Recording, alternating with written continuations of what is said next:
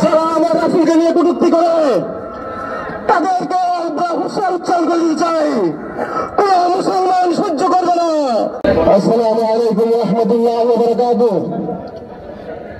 সংগ্রামী সাথী বন্ধুগণ, রাসূল করিম সাল্লাল্লাহু আলাইহি ওয়াসাল্লাম আমাদের ইমানের অংশ। রাসূল করিম সাল্লাল্লাহু আলাইহি ওয়াসাল্লামকে আমরা বুকে ধারণ করি, অন্তরে ধারণ করি। যারা আমার রাসূলকে নিয়ে কটূক্তি করে তাদেরকে আমরা হুঁশিয়ার উচ্চারণ করে দিতে চাই, কোন মুসলমান সহ্য করবে না। যে কোনো মূল্যে তাদেরকে প্রতিহত করা হবে। সংগ্রামী সাথী বন্ধুগণ, এই ব্রাহ্মণ্যবাদীরা মুসলমানদেরকে বলে সন্ত্রাসী জঙ্গি।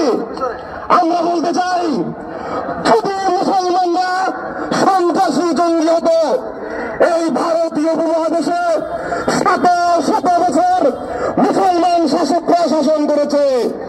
যদি মুসলমানরা জঙ্গি হতো, যদি মুসলমানরা সন্ত্রাসী হতো, তোমার মতো রামগিরি কেন তোমার বাবার জন্য হতো না।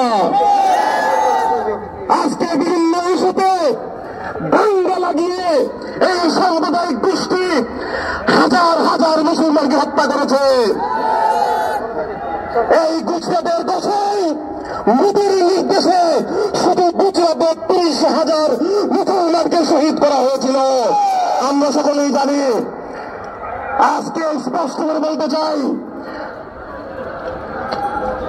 তোমরা তোমাদের দেশের অস্থিরতা, তোমার সেভেন সিস্টার অস্থিরতা, তোমরা যদি ভিন্ন খাতে প্রভাবিত করতে চাও তাহলে ভিন্ন ইস্যু খুঁজো।